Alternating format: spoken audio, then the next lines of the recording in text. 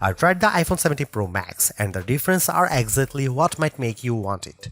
To put it simply, this is everything the iPhone 17 Pro is, but bigger screen, bigger battery, and for many people a bigger reason to upgrade. Apple unveiled the iPhone 17 Pro Max during its keynote on September 9 alongside the iPhone 17, iPhone 17 Pro, and the ultra-thin iPhone Air. While the Pro Max doesn't rewrite the formula, it leans into size and endurance in ways a smaller Pro just can't match. After a brief but revealing hands-on session, here is what stood out. The iPhone 17 Pro Max trades last year's titanium frame for a new milled aluminum body. The result is smoother edges, a lighter feel in the hand, and honestly a fresher look than any Pro model we have had in years. There is also a bold new rectangular ceramic to glass cutout on the back that houses the familiar triple camera system. At 6.9 inches, this is a big phone, yet it is not awkward.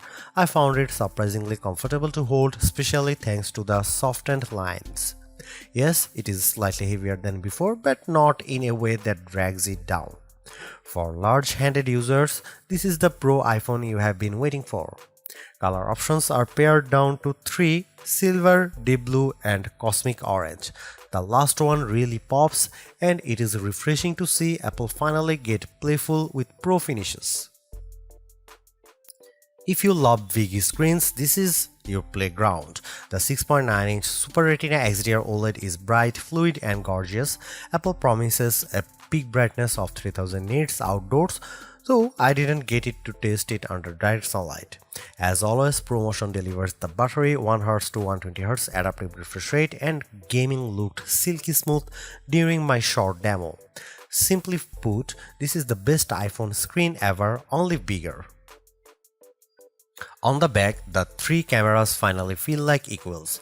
The wide, ultra-wide, and telephoto lenses are all 48 megapixel, with the telephoto capable of 4x full-raise optical zoom and up to 8x at 12 megapixel through pixel mining. In my quick test, photos looked crisp and vibrant. Through a real-world shoot will tell the full story. The selfie camera also got a serious upgrade. It is now an 18 megapixel center stage camera that lets you capture selfies in portrait or landscape without rotating the phone. It's clever, and it worked flawlessly in my demo. Paired with the updated Photonic engine, I am optimistic this will be Apple's most versatile Pro camera system yet. Inside, Apple's new A19 Pro chip delivers serious performance. Built on a 3nm process, it packs 6 GPU cores with dedicated neural networks. In my brief hands-on, the phone felt snappy whether navigating iOS or running a graphic-heavy game. Apple also made some smart engineering changes. The logic board is now centered, cooled by graphite and a water-filled vapor chamber. This should help with thermal efficiency during long gaming sessions or video recording.